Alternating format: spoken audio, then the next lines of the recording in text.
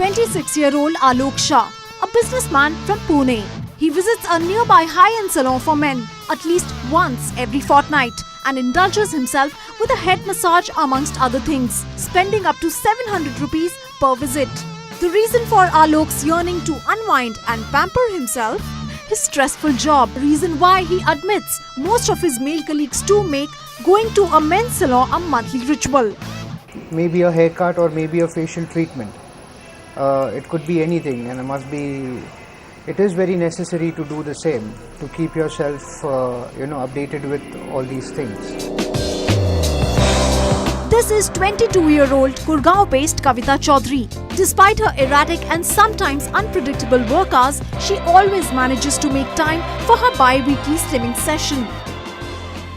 It's very important to stay fit, not being obese, staying healthy, eating healthy food. Stressful jobs, pressure to look like the perfect model, lifestyle diseases, lack of a balanced diet, you name it. The reasons are unending. But this is exactly why people are rushing to nearly 10 lakh salons, spas and slimming centers in India. Not only for their own outer appearance, it's also about making your skin and making your body much more healthier. The corporate culture is as such that you have to look and be presentable and be professional. So there is a grooming involved in that. Everybody has a desire to look good. I find even the maids that are working in my home, they want to go to the neighborhood beauty parlor to get their eyebrows done. हर इंसान अपने आप में best दिखना चाहता है. In fact, a survey done by the Nielsen company reveals that over 80% Indians feel the pressure to look better than the generation before them, and almost 30% of those surveyed are spending more on beauty products and treatments. 36% invest monthly on hair care, and over 20% get facial treatments every month. Education and training and meeting a professional who can do that for you becomes more and more important, and this is where as L'Oreal, we are spending all our money, a large chunk of money on education and training of professionals to deliver this customized for each of the consumer who walks in. Market has always been driven by the wedding market. About 10 years or 12 years back, a singular wedding would have about 2 ceremonies or 3 ceremonies. These days, typically, there are about 5 ceremonies. And everywhere salon services are taken not just by the bride or the groom but also by the family members. With low operating costs and higher profit margins, this is one industry which appears recession-proof. Herbal Queen Shahnaz Hussain, one of the pioneers in branded beauty products and salons, attributes this beauty explosion to the media, marketing and advertising explosion. They're constantly reading, they're watching films, they're watching ads, they're seeing road hoardings of somebody looking good and sort of connecting looking good to feeling good. I think that accounts for even the small villages or urban areas or rural areas doing very, very well. You find that from rural to urban, the shift happening. Second one is that per capita disposable incomes are growing across urban and rural. And what we find today is that rural markets continue to grow and are growing actually much faster today than urban, which is showing that rural consumers also are aspiring to the same beauty standards or benefits as an urban consumer. Experts say it's the increasing male market that is leading this change. Men like Rohit, who frequented salons only for a haircut, are exploring other treatments.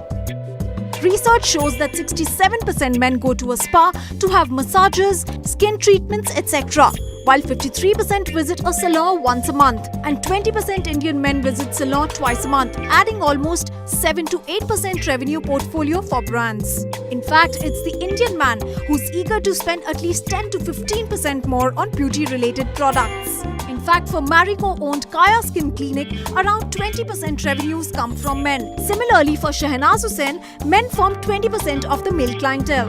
It's a similar story for Dabur. We have found that most fairness creams, face washes, 20 to 30% of usage, even a woman's targeted brand, was happening through men. Now, I think as incomes go up, men can justify buying a separate product. They have higher aspirations. So a man was earlier using only a deodorant or let's say a fairness cream. Now you're getting into face washes, sun care, etc., etc. So yes, it is a big determinant of growth for the skincare and wellness business today. What's more is the fact that beauty is no longer the domain of the urban affluent. Cities like Pune, even semi-urban towns are seeing a shocking explosion in the beauty business. A reason why none of the beauty players in the business can afford to ignore these centers. Instinctively, one would say that they would be more loyal because of the lack of, several options available. But if you look at the beauty and the wellness business, and there's been considerable research which has been done, actually there's very little to differentiate between the rural and the urban consumer, so to speak. So a mindset that operates in Delhi is equally much the same mindset that operates in say a Meerut or in a Ramgarh. And it's shocking because I've seen this in terms of our market visits for clients. Because basic human aspiration, which is the kernel of the beauty and the wellness business, remains the same and remains unaltered. If we were to take a look at VLCC's 40 franchise centers, they are in small towns like Bhatinda, Tirupur and Ahmednagar, like this one in Pune.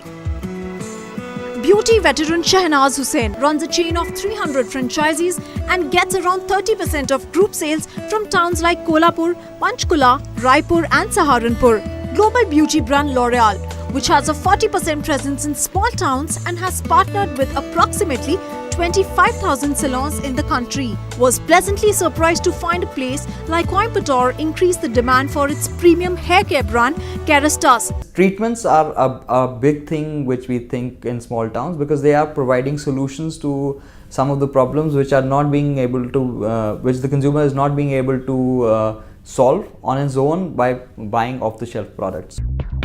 FMCG giant Dabur entered the beauty business in 2008 by setting up a retail store, New You, which houses almost all Indian brands like Pond's, Lakme and Neutrogena.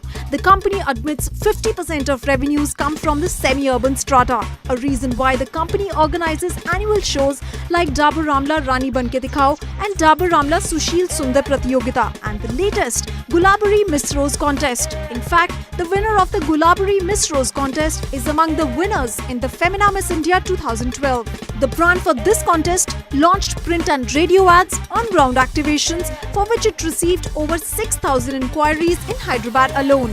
Marico-owned Kaya Skin Clinic spends approximately 10 to 12% of its revenues on promotions to cater to its customer base, which has grown to 5 lakh plus in 9 years. Shahnaz Hussain, on the other hand, says her brand relies less on marketing and branding and more on direct marketing, running deals like 15-day offers, which have helped the brand increase its sales volumes by up to 20%. To begin with, you have to analyze the fact that these brands belong in the lifestyle space. And the lifestyle space is all about branding, and therefore there is this pressing need to brand. What is also important is that to a large measure this entire category is getting commoditized to a large extent, and therefore once again the pressing need to stand out and therefore be branded. Indians are still not understanding how the power of product and how it can be sold within the salon. That is again where I feel marketing at various levels need to be imbibed in our salon industry. But despite being an expanding industry, it's faced with several challenges. Unorganized market, lack of good products. With the emergence of newer formats like Medi-Spas, resort or business spas, day spas and airport spas, this market, largely considered to be the territory of urban consumers, is currently estimated at 137 billion rupees, a market that is estimated to grow to around 510 billion by 2014, with a growth rate of 30%. In fact, the salon market is expected to be 6,900 crore rupees in India, which includes both services and professional care products retailed through salons. What's also interesting is that of the total wellness and beauty market in India, pegged at rupees 19,000 crore, the unorganized market, which mostly has shop-sized beauty parlors, stands at 77%. This is among the major stumbling blocks, leading to the grey market, inducing people like Manju, who works as a cleaner in a leading media house, to get fake brands at a cheaper rate, compromising on quality and health and taking away from sales of big brands. Cosmetic कितने महंगे हैं, वही महंगे कंपनियों के, जब cosmetic हमें local कंपनियों में सस्ते दाम में मिलते हैं तो हम महंगी कंपनियों के कॉस्मेटिक क्यों खरीदें? Experts, however, attribute the locally trained workforce that lacks professional expertise as the biggest reason why India still lags behind the US in this beauty and wellness market. Lack of proper accreditation, a regular monitoring authority, auditing of unorganized players and Indian duty are some of the other deterrents. I guess duty structure would probably be the deterrent for the product market. For international products to be imported in here, they would of course become more expensive for the Indian consumer. My lips could be more poutier. My hair definitely needs some more straightening. My skin, I think it needs a spa. There's definitely no end to it. It's this low self-esteem and wrongful notions of self that brands often advertise, promising all sorts of things like revitalizing your relationship or success at workplace by making us believe that all that can happen through using just their products. Seriously? And we as consumers often fall for all that advertising and branding.